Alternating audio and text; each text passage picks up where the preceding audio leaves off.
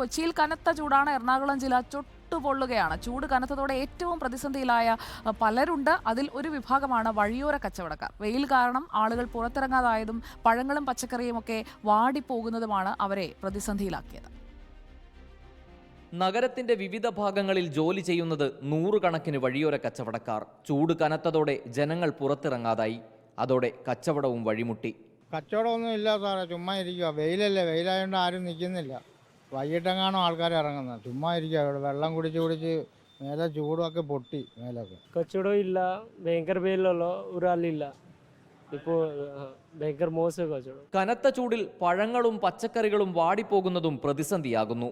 ഇപ്പോൾ പച്ചക്കറിയൊക്കെ പെട്ടെന്ന് ഫ്രൂട്ട്സ് ആണെങ്കിലും മറ്റ് പഴങ്ങളൊക്കെ ആണെങ്കിലും പെട്ടെന്ന് തന്നെ ഉണങ്ങിപ്പോകുന്നുണ്ട്. ചൂട് നന്നായിട്ട് കച്ചവടത്തിന് ബാധിച്ചിട്ടുണ്ട്. വൈകുന്നേരങ്ങളിൽ വലിയ ജനത്തിരക്ക് അനുഭവപ്പെടുന്ന ബ്രോഡ്വേയും മേനകയും ഉൾപ്പെടെയുള്ള മാർക്കറ്റുകളും വിജനമാണ്. വിയർത്തുരുകി തളരുമ്പോഴും വെയിലിന്റെ ഇടവേളകളിൽ ആരെങ്കിലും വരുമെന്ന പ്രതീക്ഷയിലാണ് ഈ കാത്തിരിപ്പ്. Reporter Ali Akbar Shah, in reporter, Kochi.